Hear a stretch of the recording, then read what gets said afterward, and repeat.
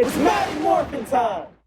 What's up, guys? Welcome back to It's Mighty Morphin. So this past Sunday at Dragon's Lair Comics and Fantasy, I got to hang out and meet the Red and Blue Beast Morpher Power Rangers. So it was an awesome day, but it was very cold, very rainy, very snowy in some points. But here in Texas, it was odd. So it was a great day to hang out at the local comic shop and meet up with some awesome actors from the Beast Morphers series. We even had a fan come in his homemade Beast Morpher Red outfit, which he was able to make in 1 week, and here it is.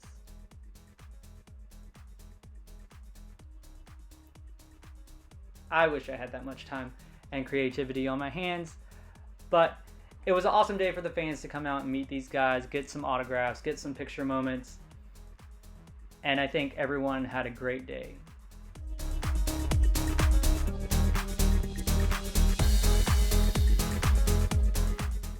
We even had our friends from Goat Eye Warriors show up, and they got a great morphing sequence done with the Rangers.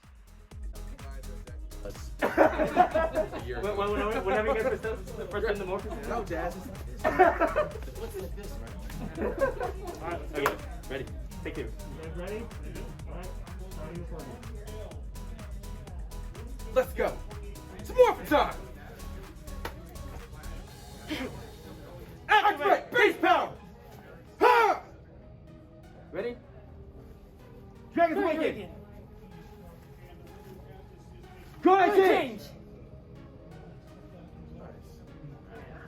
Thank you so much. No Thank doubt, you. man. Thank you so much, man. Thank you so much.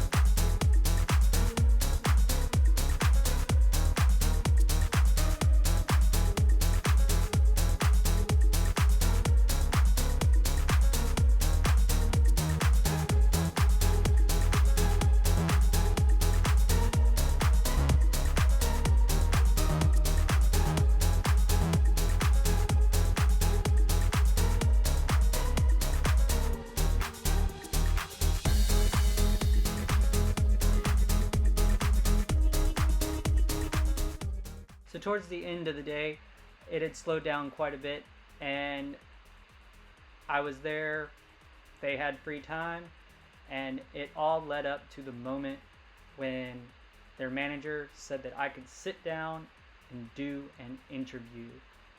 I was not ready, but I was excited for it, and I can't wait for you guys to see it. So stick around, watch the interview at the end, and make sure you leave a like, a comment, and hit that subscribe button if you have not for more phenomenal content. And hang out and check out the interview with Jazz and Rory Travis, the Red and Blue Beast Morpher Rangers. So sorry about a lot of the background talking. The D&D players were still there, so just bear with me and enjoy the interview. While things are slow, I'll get up, go play with the kitties, and you can sit in my seat if you want to interview. You want to do that? Yeah. Okay, good. What's up, guys? Welcome back to It's Mighty Morphin. So I'm here at Dragon's Lair, Fantasy and Comics. Comics and Fantasy! See, I did it again. See, this is why I can edit later. What's up, guys? Welcome back to It's Mighty Morphin. So here we are at Dragon's Lair, Comics and Fantasy, and I'm here with the Red and Blue Beast Morpher Rangers. Good Ranger. Introduce yourselves. Yes, my guys. My name is Rory D. Travis, and I play Devin Daniels, the Red Beast Morpher on Power Rangers Beast Morphers. Yo! What's up, you guys? My name is Jazz, aka the Blue Power Ranger on Power Ranger Beast Morphers. We're here sitting with Matt. Mighty Morphin. Mighty Morphin. Watch out now. Thanks, guys, for coming to Houston. It's a great honor to meet you. Thank you for having us. man. So, just a couple quick questions for you. All right, so did y'all grow up watching Power Rangers? Surely did. How did you, like, growing up, what was your favorite moments? I didn't grow up watching Power Rangers. No, so I actually grew up watching, I was in India, so I had my childhood in India. Gotcha. And I grew up watching, like, Lion King. There was, like, a series based on Lion King. Mm-hmm. That's where they get Shere Khan and everything is from, like, you know, India. So I grew up watching that, and then I didn't come to America until I was 9 years old. Oh, awesome. Yeah, so fortunately I Been a grew up journey. watching. Yeah. First Indian. First Indian Power Ranger ever, which is also a blessing, and it's changing the game. You know, shout out to India. You know, anyone can be a Power Ranger. It is very true. No matter what color, what skin tone, no matter what ethnicity you are, anyone can be a Power Ranger. Let's go. For myself, yes, I did grow up on Power Rangers. So my very first experience with Power Rangers was the very first movie. Ivan Ooze, and these turning into ninjas and the guys coming out of the rocks. Amazing, amazing, amazing. So that whole battle was my very first experience with Power Rangers, and you know I can just remember. I think watching the TV shows on, I think it was Disney at the time. I started on like Dino Thunder. Okay. And Dino Thunder was my the episode I can remember most was, I guess, when they were about to jump into the SPD, and they did like kind of a, what's it called, foreshadowing of what was about to come. Yeah, you know? yeah. So I was like, oh god, it's about to be like sick. And that was the first time I saw like the Rangers had did like a jump for me, my childhood, a jump to a foreshadow of the future. And then SPD was just lit. So I grew up watching the MMPR. Mm-hmm. So we saw the transition to Zeo and then Turbo. Right. So it was crazy. Yeah. I'm show my age here. Totally cool, man. Totally But cool. so when y'all got the call that you are a Ranger, the call, the call, what's that feeling like? Ooh, speechless. Chip himself, he's like, well, Rory, you don't sound excited. The executive producer, Chip Lynn, I'm like, oh, I'm speechless, Chip. I don't know. It was one of those things we had been waiting. We did the audition process, and they didn't tell us we received the roles until a month after we had did it. So, July 25th, we got that call on a Wednesday from Chip, you know, hey, you know, you're a Ranger. He didn't even tell me what color I was. Didn't tell me what color. So it wasn't until I got on the phone with my manager. Rory, you're the captain. I'm the lead Ranger. Like, unbelievable, man. So yeah. Yeah, for me it was you know, like before you get the call, you're thinking about, well, when I get the call, I'm gonna break down, I'm gonna sob, I'm gonna be like, Or jump. yeah, Excited. like something, you know, like. But when I got the call, I was actually on a flight back home to Reno from an audition, and I remember being in the plane. We just landed. Something told me to put my plane off of airplane mode, put my phone off airplane mode. I did. It was a text from my agent, and it said, "Call me ASAP." So I was like, all right, it's either a no or either a yes. I was like, we're just going to see us. So I called, and they were like, hey, how you doing, man? That's how they all start off when it's good news. Yeah. Hey, how you doing, man? I was like, good. All nonchalant. Exactly, right? So we got some news for you. And I was like, yeah, like, just lay it on me, you know? Like, I guess we're talking to the new Blue Power Ranger. And I was just like, oh, okay. And was just like, yeah. Like, I was like, oh, yeah, stop messing around with me. He's like, no, bro, for real. You know, and I was just like, it's one of those feelings, like, I don't know what to say. I don't know how to act. I had no emotions.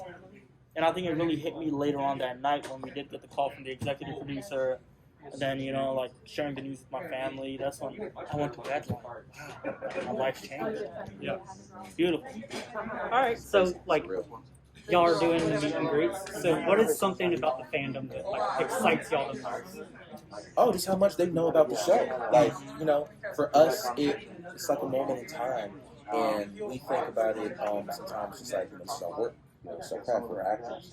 And then we have the true fans come in and they're fully dedicated, know everything about, you know, Devin Daniels, know everything about Robbie Shaw. And it's just crazy because Power Rangers and our characters and our stories that we tell through our work really means something to it. It's not just people. It really does.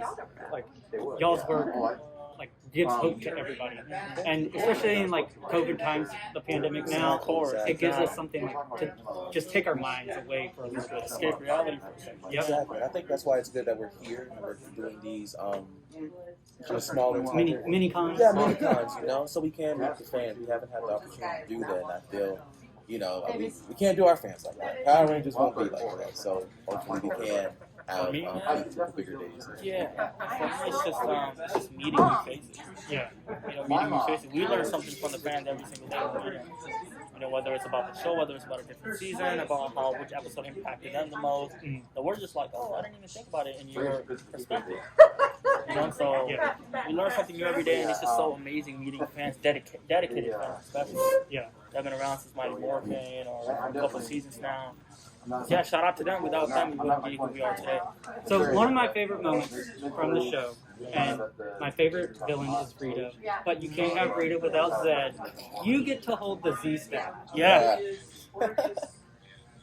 What was that? Like, So funny story. When I kind of bent it when I first picked it I was up. gonna say, was it the broken one that was held together with duct tape, Actually, or was it a new one? I think it was. I can't even remember that far back, but I remember getting it, and then it was very muddy that day. So like we were like cut, you know, we're all like getting wardrobe checks, and I was like slamming it into the ground to like dig it into the mud. And the problem is, like, bro, that's you can't be doing that. That's a stab. And it was a little bent, so they're like, I think they went ahead and like fixed it somehow. And just holding it, bro, it felt powerful. You know, that's a staff, you know. So I had it, and it was heavy too. Oh God, It was heavy. I want to own one so badly. I It's know. and it's So so many big. prop makers. And it's so big too. It's like this tall, and you're holding it, you just feel powerful. You know, I went back in and took a picture with the staff. Right? Did you? Oh yeah, for sure. I had to, bro. Staff. I think the staff was just He was my favorite villain. Zed. Yeah, Lord Zed. Zed. I almost wore my Zed shirt today. Did I was you? like, yeah.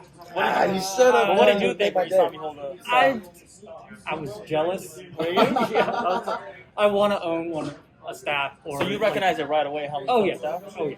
Zed, that's like right when I fully went into watching. Right around Zed. So in our season, when you saw the staff, you're like, that's the staff. That's the staff. Or when y'all they went into the vault and I was like, there's the power blast. Yeah, Yeah. I Stuff myself. like Yeah. yeah. Man, that's crazy.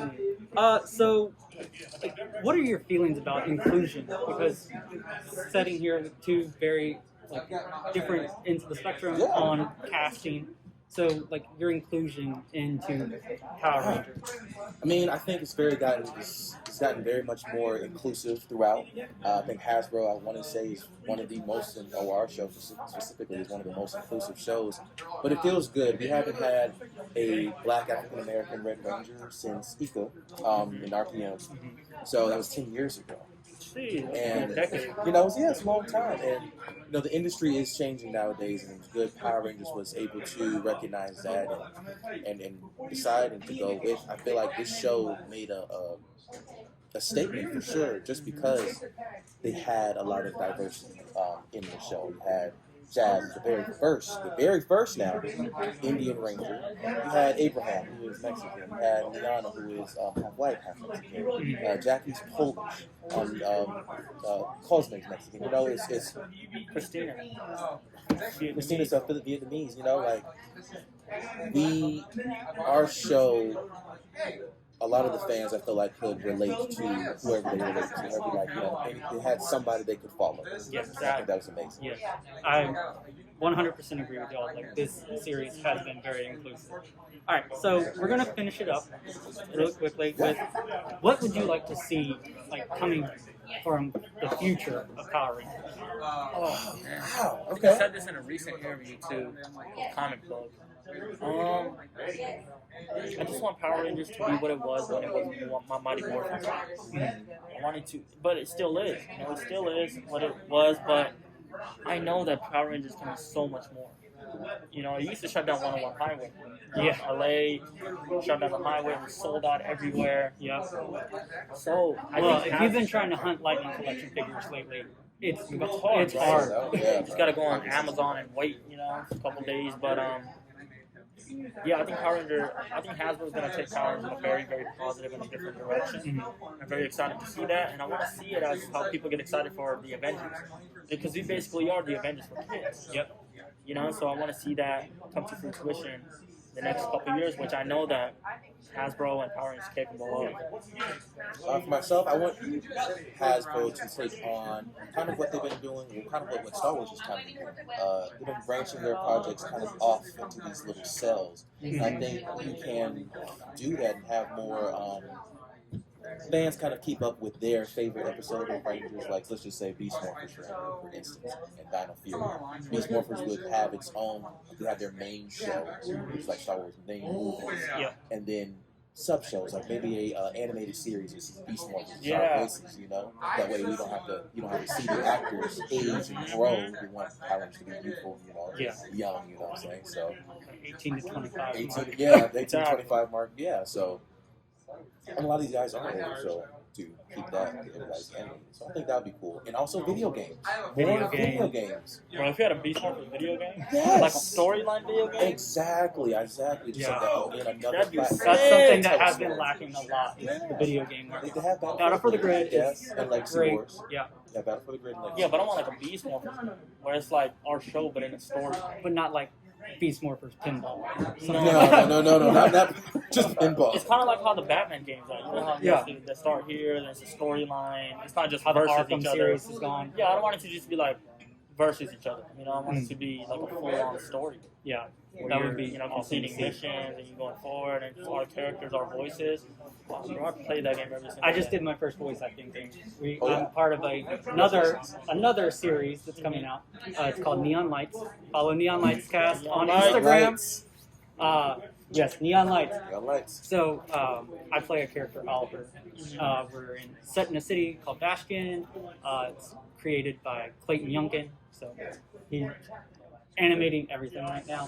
So we recorded 49 episodes in December of audio. Yeah, man. So How that was was it for that was an experience. Like, let me hear the review. How was it for you? It was an experience.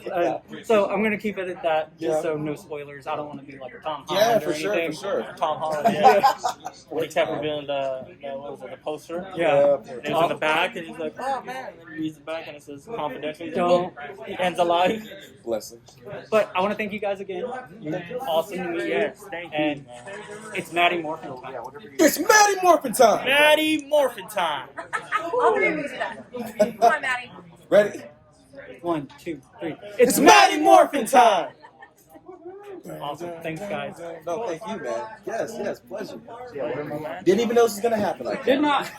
I thought I was gonna come, take some video, and then go to work at Party 6. Hey. I think we'll Glad